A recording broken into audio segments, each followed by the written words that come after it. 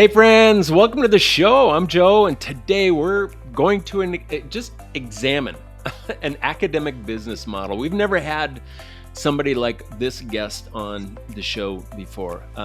This one's either solving the America's teacher shortage or exploiting just desperate school districts, and we've got to figure out which one of the two is actually happening. So please welcome Dr. Matthew Flippin, founder and president of Gracelyn University. Matthew, thanks for joining us. Hey, Joe, it's great to be with you. I love you so much and have so much respect for the work that you've done. So thanks for inviting me on. Okay, so I'm your seatmate on a plane, and we're heading to someplace today that maybe has some air traffic controllers working. And and you asked me, "Hey, what do you do?" And I say, "Well, I hang out with inspiring, very influential, intelligent people and system leaders in education." And now it's my turn, Dr. Matthew. What is it that you do? Well, today, I lead the organization that we started about 5 years ago. Very intentional about addressing the teacher shortage challenge. I've got a huge heart for vulnerable children, and there are a lot of vulnerable children in our U.S. Schools that walk in the classrooms every day where there's an unqualified teacher there. It's not the school system's fault. Right? There's some systems issues that have made it hard to recruit and retain educators, but that doesn't help. I always talk about Lucas, right? Lucas is behind a couple of grade Mm. levels, and he needs a great teacher to help him catch up, or life's not going to go well for him. And so I'm have the honor to lead Graceland to solving that teacher shortage issue. This mission that you're on, folks, it's literally when you look at the gap that is there that Matthew and his team are looking to occlude.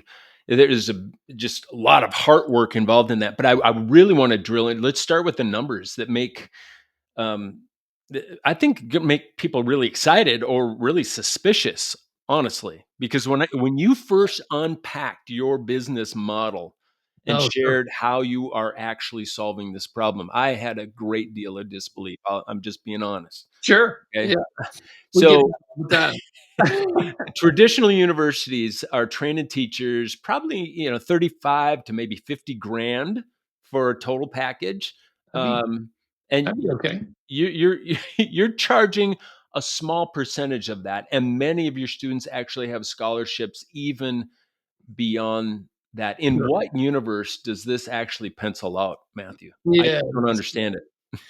Yeah, when we first identified, like, who do we want our students to be, right? So if we're gonna solve the teacher shortage crisis, the qualified teacher shortage crisis, who are the best students for that? Well, we identified that the paraprofessional, the teacher's aide that's already in the building has already demonstrated the heart and grit, and so they're best qualified to upskill, but they can only afford $100 a month.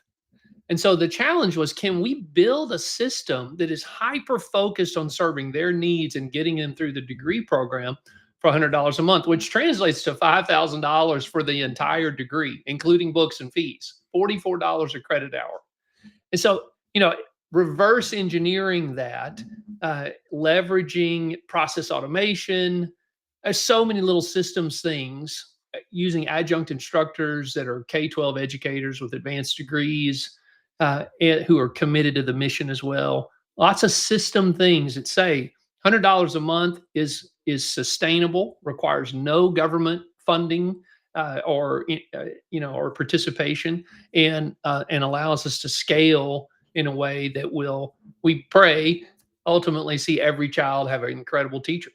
So you're not taking federal funds, no government subsidies. You're 70% cheaper than the national average.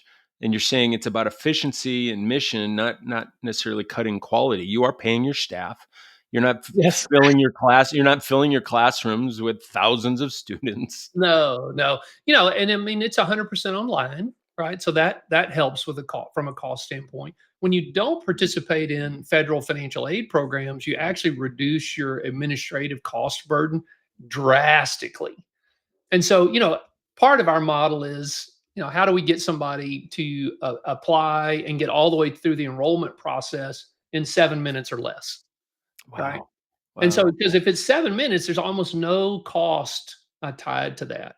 And if we make the applying for an institutional scholarship, which and a lot of times, people would say, well, that's like a 50% discount, right?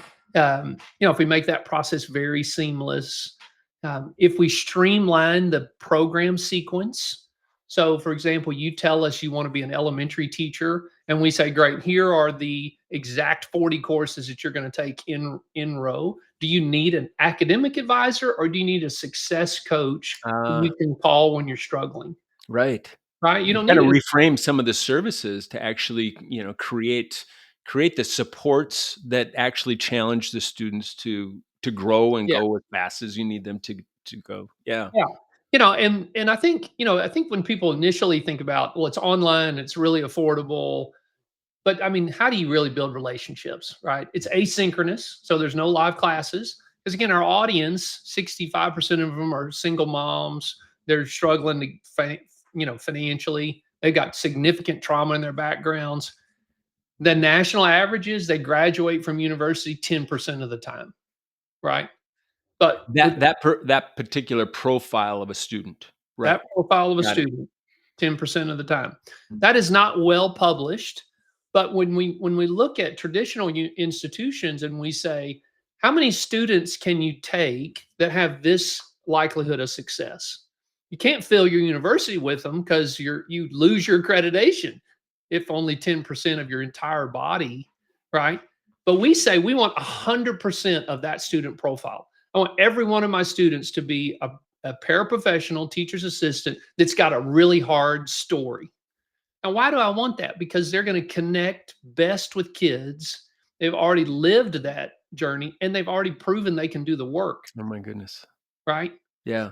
And so, what do you think our retention rate is when we intentionally design in relationships, encouragement, shared experiences? Would you be shocked to hear that it was 92%, right? I wouldn't because I've already seen the numbers, right? I've seen Yes. I've Yeah. seen roll credits at the end. You have built something that most would just say, "You've created inevitability out of an impossibility." That's what you've Sure, done. sure. You've Yeah, actually yeah. before we go any deeper, I need to just understand you, Dr. Flippin. You're not a career educator. You kinda started in the tech world, didn't you? So, Sure. how did a tech sales guy become find himself running a university today? Yeah, that is a great question and one I ask myself, often because, we were joking about, the 25-year-old version of me would be like, "What? You're running a university? You don't even like school," right? And, so, God has had me on an interesting journey. I mean, I've been an entrepreneur, since I was in my 20s and actually worked in about 8 or 9 different industries. And over that time, God was taking my really heart for the vulnerable and for the hurting, and helping me see how business and serving could ultimately, make a difference for people in hard situations. This Gracelyn itself, right, came about really of just seeing that there was this massive need and really caring about the kids that this was hurting, right? If Yeah, I'm a yeah. vulnerable kid in a hard place and I don't get the education I need, how do I get out of the cycle that I'm in? I Yeah, love the fact that you're a builder, you're not just a dreamer. Yeah, sure. I have dreamt about it breaks my heart that there's 1.2 million people already working in schools, right? But As we teacher's we aide. have this massive teacher shortage. That Mhm. breaks my heart. Not just certified teachers, but professional educators that have a calling and a love for that Yeah, worthiness of the work. We don't need more teachers. Can we just agree that we don't need more teachers? I think we have enough. I think we need more of the right kind of teachers, right? sure. So I've sat back in dream world, but you've actually now moved into build world right? So a system engineer looks at like supply chain and inefficiencies and all that beautiful mind that God has given you to do this unthinkable work, and it's working. Yeah. Yeah. Fantastic. Now, when we started, of course, people were like, "Can't do that."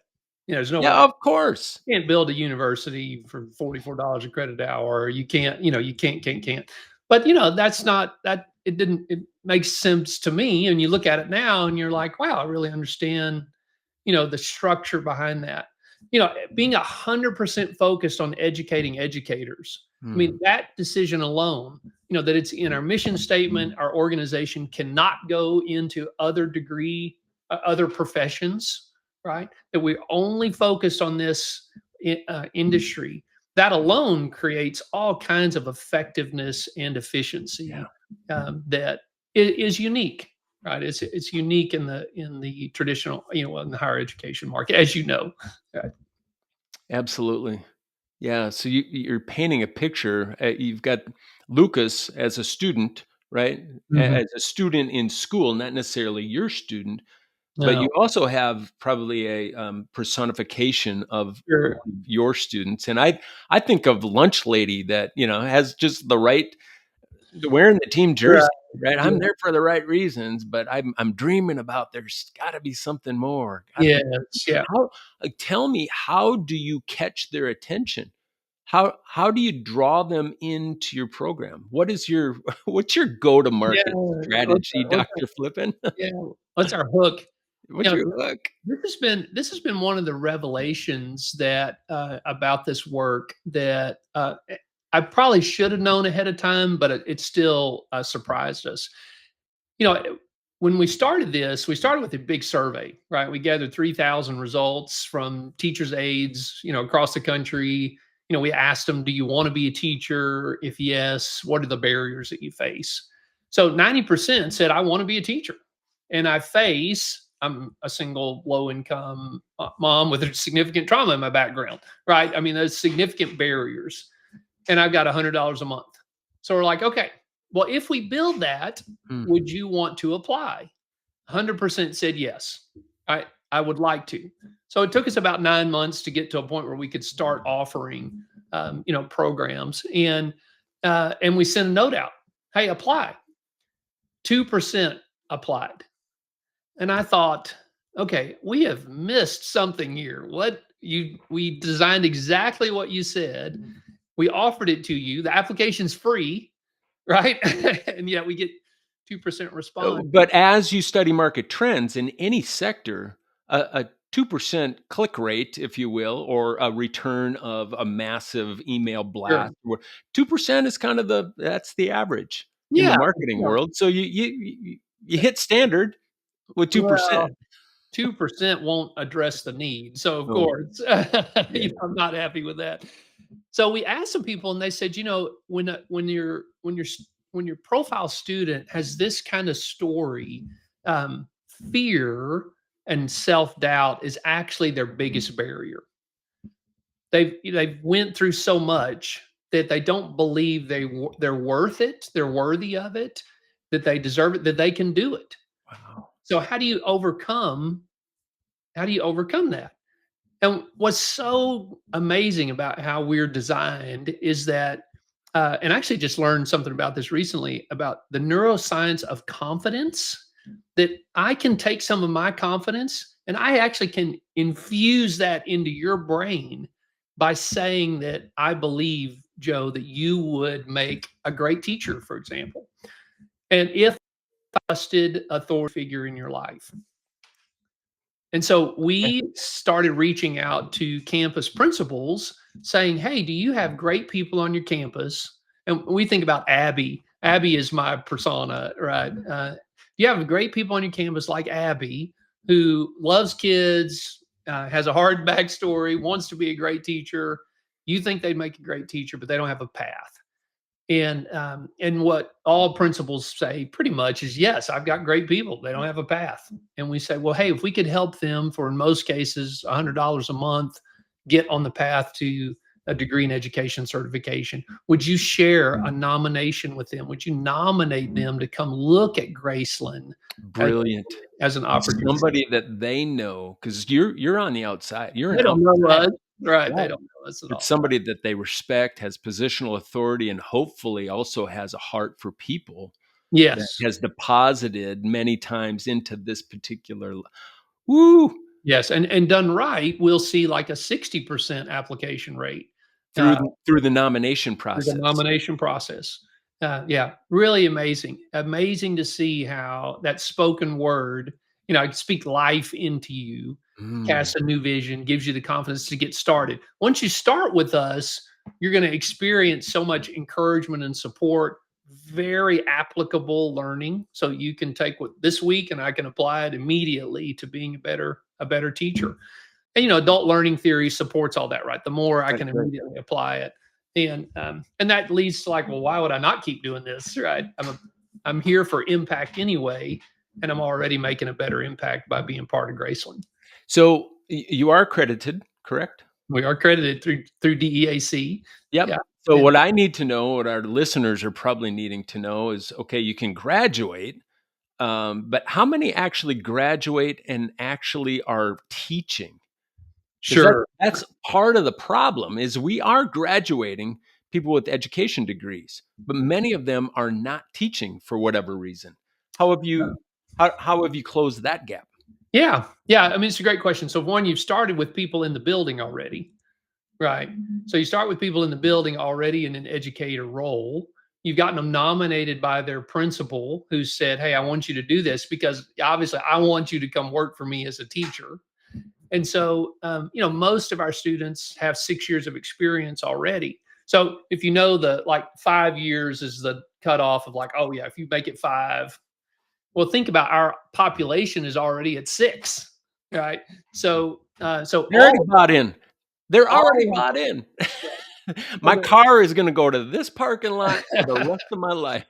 that's right. So it wouldn't surprise you that 100% of our graduates are teaching, right? I mean, they're right teaching, and so our employment rates are, you know, and some would say, well, you're cheating a little bit because you only recruited people that were already inside of a school building, and like, well, yeah, I mean, or we smartly designed a system that upskills people into a role they already love doing. Well, you can call it cheating, but I referenced, a study that was done by NPR, a year or so ago. Okay. They found that 900 school districts, um, are throwing hundreds of millions of dollars at, programs that lack empirical data that says that growing your own teachers actually works. Mm, There's mm, a ton of failed experimentation out there. mhm.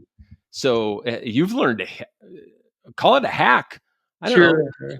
Yeah. but that cheat code is altering lives Yeah, at this moment. and there's a couple pieces about the way we go about that very intentionally, right? So assume everybody that's in our program has a hard backstory, right?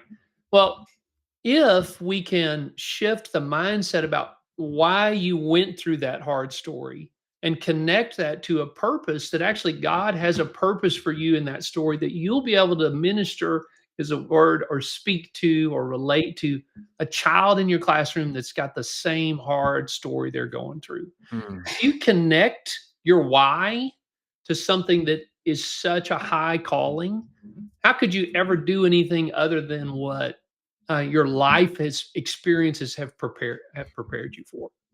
And that's very intentional in the design of our content. That thread is throughout courses. It's really beautiful to see people stop looking at their hard things as being a victim of that right. to a preparation for a higher purpose that God has in store for you. So you're a Christian university. I mean, that's just, you don't hide that. That's right. Um, That's right. but it's you offer a biblical world view to the Sure. foundation of your teaching. My guess is if there's somebody that is not a professing Christian, they're still allowed into the program? Oh yeah, of course, of Of course. Yeah. course.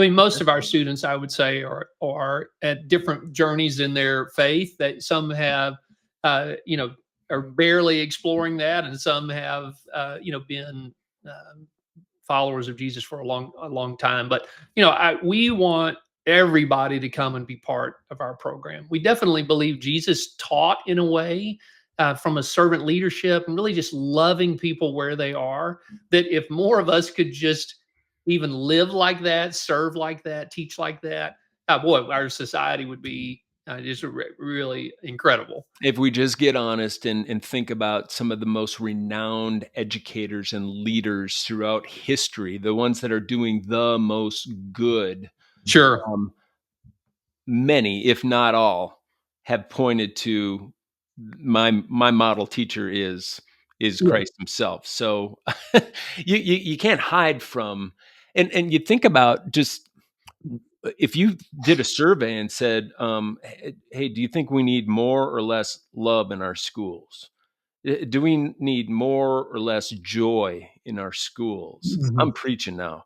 Do we Well, need more or less patience faith in our is, yeah. schools? Do we need more or less temperance and all of the Well, fruit, faith, that come, hope. I mean, all of that? Nobody's going to argue it. that's right. So I mean, hope alone as a core character trait, you know, hope of positive things to come. I mean, we know from, you know, decades of research how important just that one trait is. And believing that children have value, right? And that they can do better.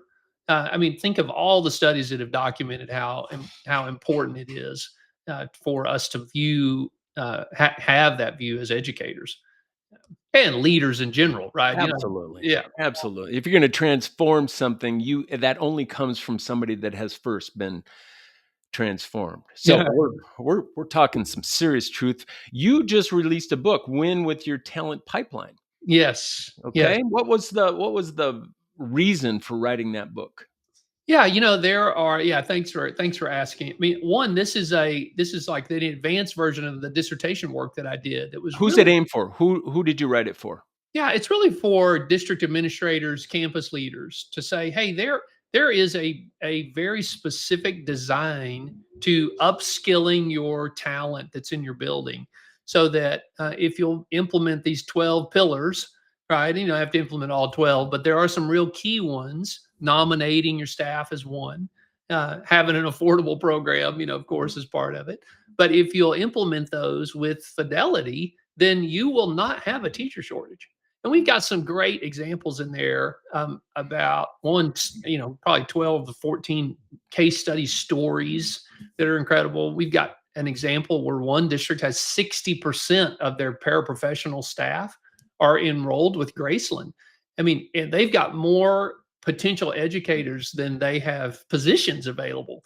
And that's a beautiful thing because they are like, yeah, but we're seeding all the neighboring districts are also going to get their shortages addressed because of the work that Graceland's doing in our district. So, a So lot of where are you going? Yeah, I need to know because you're not only very sound as an operational leader, I know how strategic you are. So let's just go 2030. What's 2030. yeah, Sure. what's happening? What bell are you gonna be ringing in Right. 2030? Yeah. You know, I mean, because right now the data says there's 600,000 underqualified educators in schools across the country. So in the US, we'd love to see 100,000 of those being solved by Graceland in the US. Around the world, there's a 10 million shortage of teachers. So And you're so, not just looking at our domestic borders. Yeah, I mean, there no, is a real crisis there right now that you are hustling sure, after right now, sure. but you're saying that the potential of reaching 100,000 students Yeah, by we're not gonna put a plus date or on it, minus, plus or but it minus. is, it's a viable pursuit. But beyond that, there's also this global need. Oh, sure. You know, so we're translating our first programs into Spanish right now to help serve the Latin America market. You know, there's a roughly 1 billion people that speak Spanish, and there's a massive teacher shortage. You know, in many of our Latin American countries, And we look at, in Africa, right? There's this incredible population of young people that are growing up, but there's a shortage. India, Asia, so Wow. many great places that we'd love to be part of helping them solve that because our model is so affordable, and we're continuing to work on it so that we can even get it more affordable for some of the poorest countries in the world. Why should they miss out if we have the ability to design a system that could give them incredible educators? I cannot think of a more worthy work for Yeah, somebody to thank be working on. And the human in you is very, very real, but we're gonna you. put it to the test right now. We gotta come in for a landing. I wish we had a little bit more time, but Sure, we do a lightning round and, business brain guy, I'm gonna have you unpack this thing. Don't overthink these answers, sure, okay? okay, Don't yeah, of overthink. course. But what's a quote that you live by? I mean, my favorite one is do nothing out of selfish ambition or vain conceit, but in all things consider other needs before your own. So good. A Yeah. book, one book that every team you believe should read. Yeah, yeah. I really love this book, Leadership, Self-Deception. And is it just a great case study about how, as leaders, we really need to be humble and great listeners, but we can deceive ourselves into thinking we're strong. And so, big fan of that. Unpaid advertisement there. Whoever wrote that book, best advice you've ever received, Matthew. Yeah, best advice ever see. Don't take yourself too seriously. Be sure to be able to laugh at your mistakes and celebrate the wins. But either one of those, don't take it too seriously. I can see that. One word to describe your leadership style. I think collaborative. Probably my. I pray my team says that. Mhm, Yeah. mm. If you were not running the joint at Gracelyn, what are you gonna be doing? Well, playing with your grandchildren. That's my most favorite thing to do. But God is pointing me one direction at a time, and so when we really look at how far can Graceland go to address this need, there's a lot of runway that we need to address, and so until every child has an incredible teacher, we've got work to do. I love it. Well, you've already answered this one, but the 25-year-old Matthew, what's he thinking about what you're doing right now? He is laughing, saying, "How in the world did you get into that position?" You know, which other people say that too. And I say, hey, I didn't pick this. I'm just on the ship. There's a guy that's leading it, and Somebody's got a sense of humor up there. he asked me to. Name a leader that you model yourself after. And there are a lot of great leaders, and I've had the opportunity to be up next to some really incredible ones, servant leaders for sure. But that servant leader model comes from Jesus, and so if I lead like Jesus, man, I want to be more of use and like Him, every day. Looking back 20 years ago, what was right then that you now think, "Ugh, that was a little bit off?" I think, and many of us would say this at our younger selves, right? About where our worth comes from, right? Is my value in my bank account, right? Or is it in the people that I serve? And now it is how many people have I guided to reaching more of the potential that God has given them? Yeah, worthy work. Yep. This is the no duh question. Is Graceland a calling or a career for you? It is a calling. It is a calling. I don't really know what a career looks like. So, it's one calling after another. So, Here's, I think, the most interesting question of the day. Will AI replace teachers before you solve the teacher shortage? yeah, it's a great question. I think the short answer is no. AI will not rotate place teachers, but what teachers do needs to change, and will adjust. You know, there are so many children that are coming out of hard places, and who is going to help convey that they have value? Who's going to teach them character, right, and citizenship and all the things that we need as to make us people?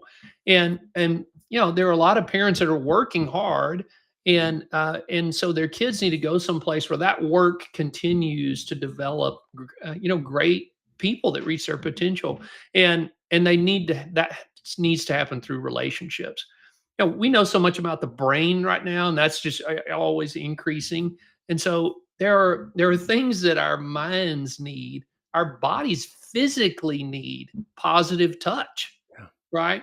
And that is going to be most facilitated by great teachers that are relational, love kids, have a servant's heart, and the grit to put up with the challenges that our kids, bring to classrooms at times. So good, so good. Our audience are educational leaders, both in higher ed and K-12. So I would say if you are a superintendent out there, you've really got two choices. You can keep complaining about the teacher shortage and be victimized by it, or you can call Gracelyn and kind of test the model. So if they want to learn more about your program, Matthew, where would you direct them? Sure, Gracelyn.edu. It's fantastic. Definitely you can connect with me on LinkedIn. Love to do that.